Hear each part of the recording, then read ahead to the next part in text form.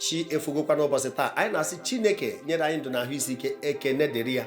Na-ekenekwazi ụmụnne anyị na-etinye okwu anyị na-ekwu n'ọlụ, maka ọtụtụ mmadụ na-akpọ n'ekwentị, ụfọdụ na-ezite ozi ekene, ma ndị na-asị na okwu anyị na-ekwu na ndụmọdụ anyị na-enye na-agbanwekwa ndụ ha. Maka ndụmọdụ ka m na-enye ụwa, nwerekwa ife ọzọ m bịara ime, ka anyị gbazielu onye na-efe ụzọ nyenekwa ebe ụzọ dị, onye na-aga ebe na-amị amị nye esikwa n'ebe a gaa na ọ ya ada ada, maka onye agwarukwe agwakwu ya ọzọ. Okwu anyị na-ekwu na-amịta mkpụrụ, n'agbanyeghị na obi ndị mmadụ jupụtara na ife ọjọọ n'oge dị ugbu a, mana Chukwu ya emechara anyị ebere. Ife nchọ ka mmanye ọnụ maka ọtụtụ ndị otu anyị ndị ozi ọma, maka onye ọbụla na-ezi ozi ọma rapụrụ ife na-eme kịta wee kwube ife ọzọ, dịka ebe dọkịta rapụrụ ọrịa dị n'obodo je na-eweta ọgwụ ife ndị mmadụ adarịa. Otu a ka ọ dị. Ekwubugo m ya na mbụ na onye ozi ọma ọna na-eme njọ ya ego offering, ego tithe, ego seed, ọ na-ewute gị na ọtụtụ ụmụ atụrụ nọ na nga na ha na-ebizi aka n'ife ọjọọ, na-edebe Chineke n'akụkụ, n'ọzi ego ka a na-efe. Ọ bụrụ ife ndị a ka ị na-akpụkarị n'ọnụ. Nnekwa gị ego ị na-eri abụrụkwa ngọzi, ọkwa abụmọnụ. Ọ bụrụ ha na ị nwere ụlọ ụka nwee ministrị na ụdị na ụdị ọbụla, a na-enye ego n'afa Chineke, mana ụmụ atụrụ na-enye ego a mkpụrụ obi ha nọ far away from God. Ha na-akpọ Chineke na-egbugbere ọnụ, mana obi ha tere aka ebe Chukwu nọ. I wee rapụ ya, a na-ama n'elu na-akụ isi mana silin, na-agbajisi oche dị n'ụlọ ụka gị, a na-enye onyinye na-akụ banda. Uche gị dịkwa ya maka ife na-emebi. Ọkwa anya udo ka eji atụta ife dapụ n'ala. Kedu ife nji wee na-ekwu okwu a? Okwu m na-achịkwu kịta bụ ife ndị oyibo na-akpọ to whom it may concern. Ọ bụrụ ife gbasara oke mkpesa anyị na-enweta ka ndị mmadụ si emefiọpụ ibe ha obi. Ọ kwefere ụfọdụ ndị a na-abụ nwanne gị n'obodo oyibo ma ọ bụ n'obodo a, mana gị na ya na-aba nọrọ ofu ebe, o wee nye gị ego, gotara m ana, rụtara m ụlọ, gotara m moto, i wee nye obi wee rie ego a. Ajụjụ m na-ajụ gị, ịmakwa na ịnwụọ na dị ndụ na-akpagharị? Ịma na onye nwụrụ anwụ na-aga ije ka ịbụ? Maka ndị mmadụ ekpesakọtara, ọ na-abụ nye ha na nkụzi gbasara ya nke bụ akụkọ ewepụtara. Iwe ike nọ n'ime na ị na-eti mkpu na ife eme gị, ife eme gị, ịpụta iri nke bụ akụkọ. Ọtụtụ ezitegoro m ma slip eji kwụ ụgwọ, ma voice note, ọkwa ma in-laws, ma di na nwunye. Inye mmadụ 4 point ya gotara gị ife, orie the money na-etretịnị gị na ịnwe anwa akpọkwa ha na fonu ma ọgba ahụ ụgwọ a, ịnwazi anwa jee kpesa ebe ọbụla, eburu gị n'ozunata. Iri ego mmadụ na-etretịnị ya. Ọtụtụ ga-enye m afa ha, ọtụtụ ga-enye m their pictures. Ife m aghọtara ma ndị ji ife onye nwụrụ anwụ. Your friend entrust all his property unto your care. Na ọ dị na gị na ya na-aba dịka emechaa ọnwụ wee bịa gburu ya. Ị chọrọ ịgwa ndị be ha, ị chọrọ ịgwa nwunye ya na ego dị otu adịghị n'aka, nke bụ eziokwu na-eburu gị working corpse. Onye nwụrụ anwụ na-aga ije ka ịbụ, ị dịghọzi ndụ. N'ụbọchị okpokoro ahụ gị ya tọgbọ n'ala. Ego ị na-eri bụ abụmọnụ, ijiri ya na-azụ ụmụ abụmọnụ, jee ka ekwe ya n'aja. Maka onye gbuo mma n'elu okwute, aja okwute abaa ya anya. Itinye aka n'ogbe akwa aka wa gị mmee, ndị mmụọ na-afụkwa ụzọ. N'ụbọchị ya ebido ịfụ kasket, oge ahụ ịchọba ebe anyị emeghị deliverance overnight, ebe anyị afụchapụ ya ozugbo. Mana ịkpọchiri obi na-eme ife kwesịrị ime, ịma na ife ị na-eme adọrọ mma, onye nwe ego na-achụgharị gị. Na-ekunu ji ajọ obi eme ọtụtụ mmadụ ha na-azọnye ụkwụ ebe kwesịrị, ebe na-asọ oyi, ebe ndị nsọ na-asọ oyi. Ụfọdụ na-compromise their faith because of wickedness. Dị some people n'obi. Nwanne gị nye gị ego, lụọ ọrụ m ọrụ, rienu nke lụrụ gị. Nwanne gị ma ọgọ gị nwoke ma ọ bụ ezi ọyị gị nye gị ego, gị wee lụọ ọrụ ya ọrụ, gị wee gotara ya ana, gị wee gotara ya moto. Ị nwere nsogbu o, wee gwabi okwu biznes. Ị nwere nsogbu, wee tụtabara ya ala ife ahụ eji ego mee. O wetazie ego a, i were ya mee ife dị gị mma. A na-ekwe blọkụọ ya, a na-ekwe na-etretin ya. Ụfọdụ eje buru ụzọ gwọrọ ọgwụ ha eji wee protect onwe ha, mefuo onye ahụ uche. Ọgwụ nwa mgbe nta, ọgwụ nwere expiry date. Onye ọbụla ji ife mmadụ ka ya eweta ya, o mehọ n'izu ome n'ọnwa. Ọ bụzie na iji ụdị ife a wee nwụọ, na-ekweghị ka ọkụ na-agba mkpụrụ obi gị. Because you were rotten hair. Maka ị nwere ajọ obi. ịkpawazi ụdị agwa onye ahụ chọpụta weruzie onye mba wee lụba ọrụ, iwe na-ewe gị na ife niile nwanne gị na-eme na ịmarọzi maka ya, ife niile ọgọ gị nwoke na-eme na ịmarọzi maka ya, ibusobezi onye na-agwa ya eziokwu agha, anyị agbapụrụ gị agbapụrụ ọnụ. Ọ bụrụ wickedness.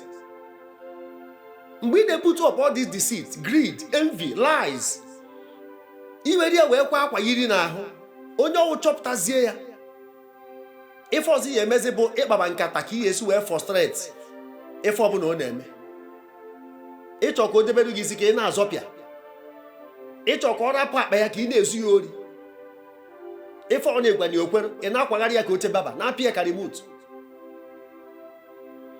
Ife kpata ndị mmadụ jikwanụ na-eme ife ọ dịka ha na-anafere n'ife ọjọọ ha na-eme bụ maka na enwero penalties against crime n'obodo a.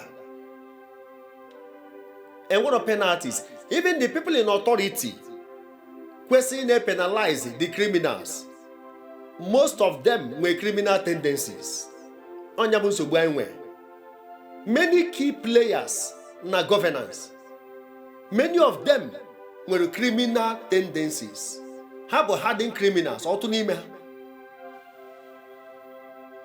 Obodo a dị so funny na the elders na-ezu ori bụ honorables, then the youth na-ezu ori abụrụzie hoodlums, bandits and the terrorists. What a funny country. No transparent honesty in leadership, no accountability. Onye ka crime ji wee bụrụzie a way of life ebe a. All level of crime anyị nọ na ya kpatara na ndị gọvanọ na-eme campaign wee na-ekwu na ha na-akwụ salary, ndị mmadụ na-akụrụ ha aka, ọ na-akwụ 12 over 12, 12 months na-eye, ọ na-akwụ salary, ụfọdụ asị na ọ na-akwụ 13 months. So to you people, bụrụ an achievement na gọvanọ kwụrụ mmadụ salary afụfụ ọta, na mmadụ bịa be gị lụchaa ọrụ, onye dọma bịa gbuji osisi kwụọ ya ụgwọ, akụwarị gị aka na ịkwụrụ ụgwọ. Mba onye ọrụ rie na ego onye ọrụ nke iriri abụmọnụ. Ọtụtụ ndị ọchịchị ya richara ego ndị ọrụ, ma ndị ọdịnaka hijackere ego ndị ọrụ. Jee nene ka isi na ya dị ha. Many of them bụ useless things ka ha mụrụ n'ụlọ. Vagabonds. Ha were abalị ha na-akwa arịrị. Ịkwụ ndị ọrụ ụgwọ ka a na-agụnyezi na campaign promises. Ka unu fụ ebe crime debere anyị. Na ọtụtụ past leaders zuru ego wee na free. Onye ka eji akụrụ ha aka ma afọ onye na-akwụ salary. It's a normal thing. Isi ya responsible. Ka efi banyere ebe ahụ ime. Ihe eribu the money ego gị ka ọ bụ. Izuru public fund. Emeche na free. Immunity akọva gị. Ịdị free for a moment n'anya nke mmadụ. Mana before God, God is inescapable. God is inescapable. Ebe ka ihe esi wee gbanarị ya. Immunity cover as a governor. Before God, there is no immunity for impunity. Yes, before God, enwero immunity for impunity. Ọnọdụ bana. Onye ka onye ọna ji arụ ana, ịpụta na street a na-arụ ana, ịpụta na village a na-arụ ana, local government, parastatals, offices, ebe ọbụla government house, onye ọna bụ onye ori. Almost everybody is a suspect. Mana ọ dị unfortunate ones ka e were tii na nga. Ndị ji egbe na ndị ji mma. Mana ndị ji bik wee na-edepi ego anyị eji wee lụrụ anyị ilo. Ndị mmadụ a na-anwụ na accident, nke ahụ abụrụ ego ọbara. Ọnụ kata ọ na-agba mgharị, mmadụ ya ezute ego were ya goo moto. Moto ahụ bụ moto ezuru n'ori, maka onye ji ego ezuru n'ori wee goo moto, moto abụkwa moto ezuru n'ori. Ọ moto ori ka ọ bụ. Ebe ọ na ọ pakịrị ya, ọ gbachie ka ndị ori gara ezu ya, onye afụrụ ka ọwa dị. O nwere onye ori nke m fụrụ, odomanya na onye abụ onye ori, nsị ya ka efe o ji abụ ịpụwa ịkpọchi ụzọ. Ọ sị m na ọka ife niile o nwere dị intact, mana ị na-eji agbatọ nke mmadụ. Ịpụwa be gị kpọchie ụzọ gị jee gbatọ nke mmadụ.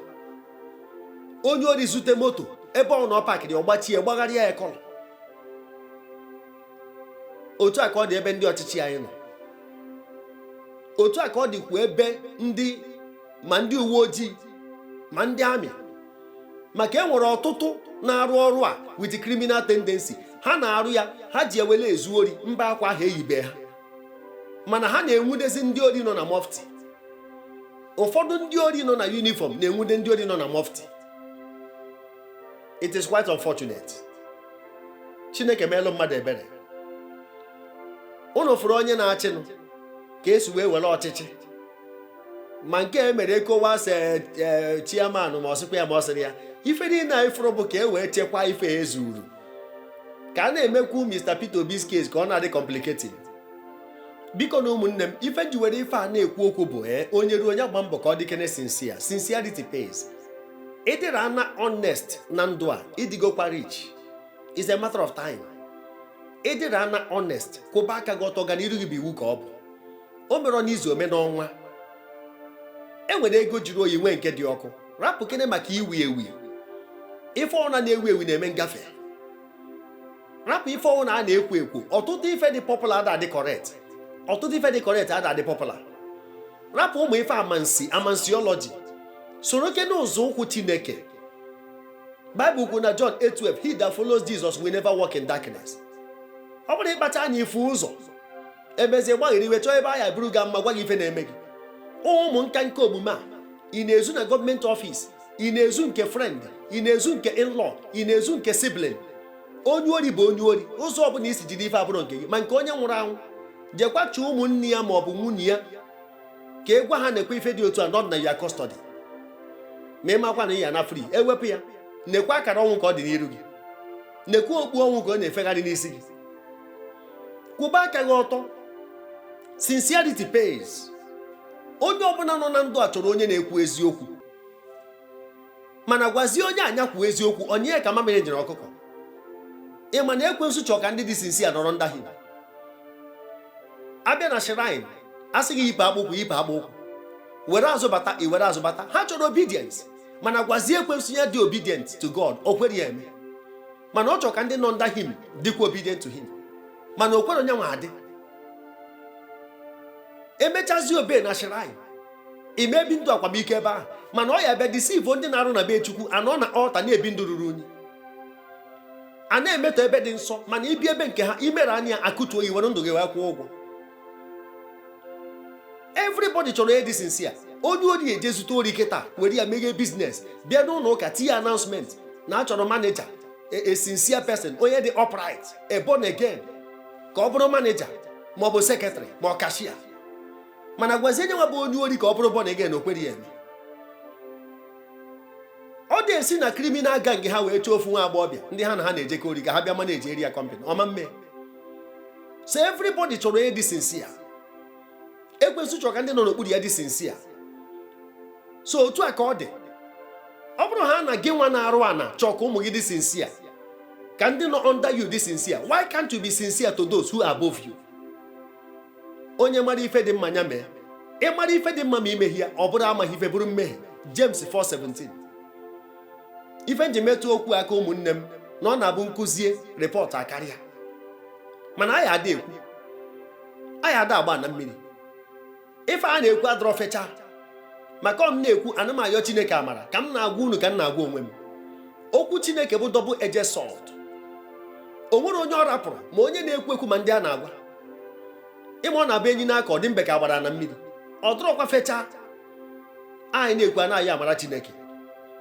Amara ya ezugoro onye ọbụla oke nọ ndị chọrọ iti ya n'ọrụ. Ịchọ ihe eti nwe ya n'ọrụ.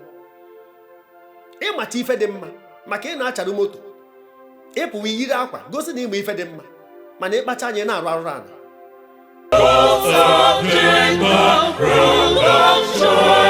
The best of all.